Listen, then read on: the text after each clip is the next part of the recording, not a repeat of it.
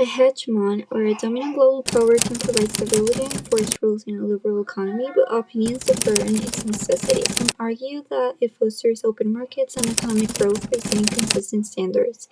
However, others believe that international cooperation among various powers could also create a liberal world economy without relying on one dominant force.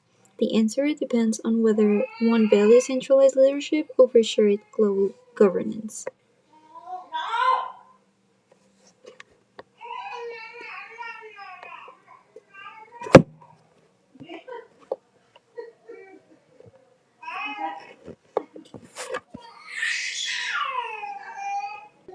The U.S. has been viewed as both. Supporters claim it promotes democracy and human rights, suggesting altruistic motives.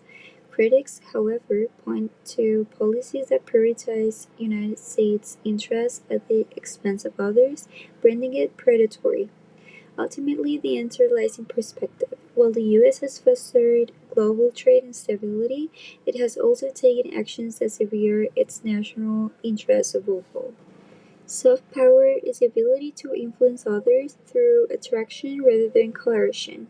It includes culture, diplomacy, and political ideals.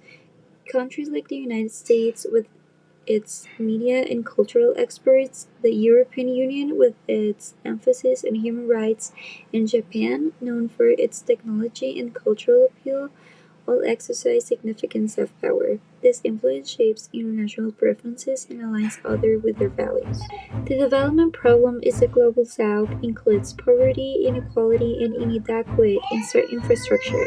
Analyzing it requires understanding historical factors such as colonialism and global trade imbalances, alongside current policy and investment needs.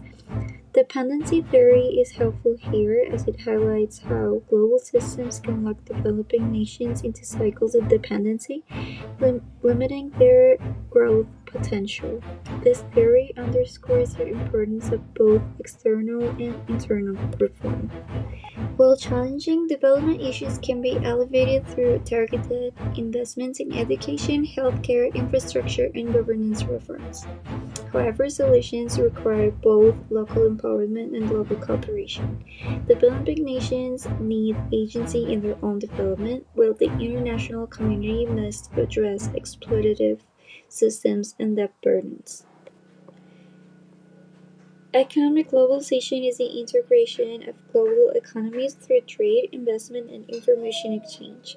Its benefits include economic growth, access to technology, and cultural exchange. However, it also creates inequality, job displacement, and vulnerability to global crises.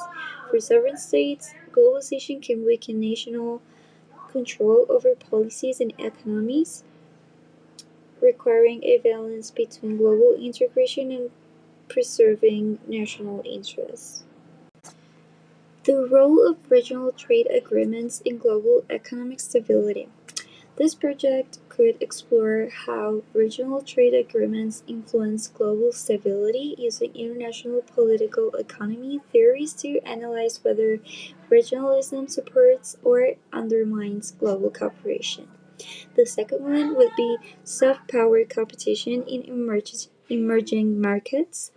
This project might investigate how countries like China and the US use soft power to gain influence in emerging economies, exploring the impact on local politics and economic choices through the lens of IPE.